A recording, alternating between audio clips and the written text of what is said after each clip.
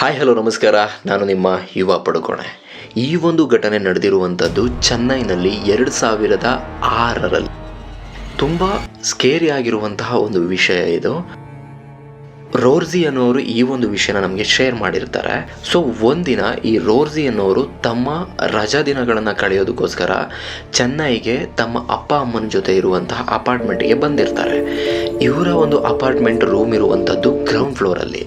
So ಬಂದಿರ್ತಾರೆ, ಸ್ವಲ್ಪ ದಿನಗಳು ಟೈಮ್ ಸ್ಪೆಂಡ್ ಮಾಡ್ತಾ ಇರ್ತಾರೆ. ಆದರೆ ಆ ಒಂದು ಅಪಾರ್ಟ್ಮೆಂಟ್ 4 ಫ್ಲೋರನ್ನು ಹೊಂದಿರುತ್ತೆ. 4 ಫ್ಲೋರನ್ನು ಹೊಂದಿರುತ್ತೆ. 16 ರೂಮ್ಗಳು ಅಲ್ಲಿ ಇರುತ್ತೆ. ಒಟ್ಟು 16 ಮನೆಗಳು. ಆದರೆ ಇವರಿಂದ ಮೇಲ್ಗಡೆ ಇರುವಂತಹ ಫಸ್ಟ್ ಫ್ಲೋರಲ್ಲಿ ಹಸ್ಬೆಂಡ್ ಆ್ಯಂಡ್ ವೈಫ್ ಮತ್ತು 2 ವರ್ಷದ ಒಂದು ಮಗು ಇರುತ್ತೆ. ಇವರು ಹೊರಗಡೆ ಹೋಗಬೇಕಾದ್ರೆ ಎದುರುಗಡೆ ಸಿಕ್ಕಾಗ ಒಂದು ಸ್ಮೈಲ್ ಮಾಡೋದು ಇದೇ ಥರ ನಡೀತಾ ಇರುತ್ತೆ. ಸೊ ಒನ್ ಡೇ ಈ ಫಸ್ಟ್ ಫ್ಲೋರಲ್ಲಿ ಇದ್ದಕ್ಕಿದ್ದಂಗೆ ತುಂಬ ಲೌಡಾಗಿ ಗಲಾಟೆಗಳು ನಡೆಯುತ್ತೆ. ತುಂಬ ಜಗಳ ಆಡ್ತಾ ಇರ್ತಾರೆ ಅವರಿಬ್ಬರು ಗಂಡ ಹೆಂಡತಿ. ಇವ್ರಿಗೆಲ್ಲ ಆಶ್ಚರ್ಯ ಆಗ್ತಾ ಇರುತ್ತೆ. ಸ್ವಲ್ಪ ಹೊತ್ತಲ್ಲೇ ಅವಳ ಗಂಡ ಆ 2 ವರ್ಷದ ಮಗುನ ಕರ್ಕೊಂಡು ಹೊರಗಡೆ ಹೋಗ್ತಾನೆ. ಅದು ಅವು ಮಾಡಿದ್ದು ತುಂಬ ದೊಡ್ಡ ತಪ್ಪು. ಅದಾಗಿ ಆತ ರಿಟರ್ನ್ ಬರೋ ಅಷ್ಟರಲ್ಲಿ ಅವನ ಹೆಂಡತಿ ಹ್ಯಾಂಗ್ ಮಾಡ್ಕೊಂಡಿರ್ತಾಳೆ, ನೇಣು ಹಾಕ್ಕೊಂಡು ಸತ್ತಿರ್ತಾಳೆ.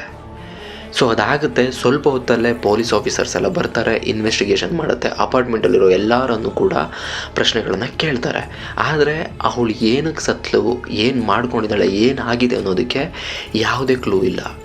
ಸೊ ಅದಾದಮೇಲೆ ಗೊತ್ತಾಗುತ್ತೆ ಸ್ವಲ್ಪ ಸಮಯದ ನಂತರ ಅವಳ ಗಂಡ ಸ್ವತಃ ಇವಾಗ ಏನು ಸತ್ತಿದ್ದಾಳೆ ಅವಳ ತಂಗಿ ಜೊತೆನೇ ಅಫೇರ್ ಇಟ್ಕೊಂಡಿದ್ದಾರೆ ಅಂತ. ಆ ಒಂದು ವಿಷಯ ತಿಳಿದ ಮೇಲೆ ತುಂಬ ಅವರಿಬ್ಬರ ಮಧ್ಯೆ ಜಗಳ ಆಗ್ತಾನೆ ಇರುತ್ತೆ. ಅದೊಂದು ದಿನ ಜಗಳ ಮಿತಿ ಮೀರಿ ಅವಳು ನೇಣು ಹಾಕೊತಾಳೆ. ಸೊ ಸ್ವಲ್ಪ ಸಮಯದ ನಂತರ ಈ ವ್ಯಕ್ತಿ ಆ ಮಹಿಳೆಯ ತಂಗಿಯನ್ನೇ ಮದುವೆ ಆಗ್ತಾನೆ ಕೂಡ. ಆದರೆ ಆತ ಆ ಅಪಾರ್ಟ್ಮೆಂಟಲ್ಲಿ ಇರಲ್ಲ. ಅಲ್ಲಿಂದ 2 ನಿಮಿಷದ ದಾರಿ ಇರುವಂಥ ಇನ್ನೊಂದು ಅಪಾರ್ಟ್ಮೆಂಟಲ್ಲಿ ಅವರು ವಾಸಿಸ್ತಾ ಇರ್ತಾರೆ.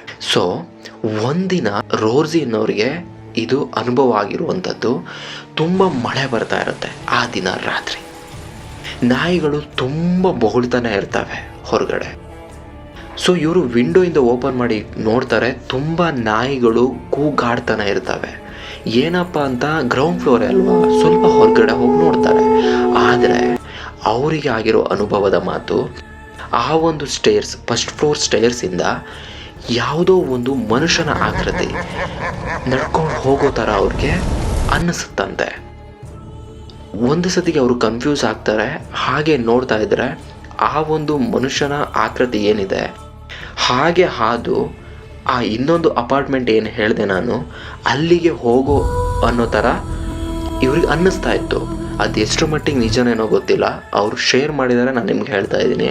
ಆ ಒಂದು ಟೈಮಲ್ಲಿ ಅದನ್ನು ನೋಡಿನೇ ಅಲ್ಲಿ ನಾಯಿಗಳು ತುಂಬ ಬೊಗಳ್ತಾ ಇತ್ತು. ಅದಾದ ಮೇಲೆ ಇವರು ಸ್ವಲ್ಪ ಭಯ ಪಡ್ಕೊಂಡು ಮೇಲಕ್ಕೆ ಹೋಗ್ತಾರೆ. ಎಲ್ಲ ನಾರ್ಮಲ್ ಆಗಿರುತ್ತೆ. ತಿರ್ಗಾ ಇವರು ತಮ್ಮ ಗ್ರೌಂಡ್ ಫ್ಲೋರಲ್ಲಿರೋ ಮನೆಯೊಳಗಡೆ ಹೋಗ್ತಾರೆ. ಮತ್ತೆ ವಿಂಡೋ ತೆಗೆದು ನೋಡಿದಾಗ ಆ ಮನುಷ್ಯನ ಆಕೃತಿ ಏನಿದೆ ಸೇಮ್ ಇವರ ಅಪಾರ್ಟ್ಮೆಂಟಿಗೆ ಬರೋ ಥರನೇ ಇವ್ರಿಗೆ ಅನ್ನಿಸ್ತಾ ಇರುತ್ತೆ. ಅಲ್ಲಿಗೆ ಇವ್ರು ಅಂದ್ಕೊತಾರೆ ಮೇ ಬಿ ಇದು ಆ ಮಹಿಳೆಯ ಆತ್ಮನೇ ಇರಬಹುದು ಅಂತ.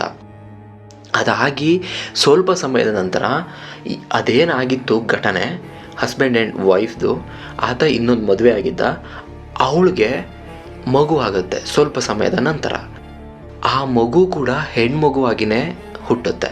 ಆವಾಗ ಇವರೆಲ್ಲರೂ ಅಂದ್ಕೊತಾರೆ ಮೇ ಬಿ ಆ ಒಂದು ಮಹಿಳೆನೇ ಮತ್ತೆ ಹುಟ್ಟಿರ್ಬೋದು ಅಂತ.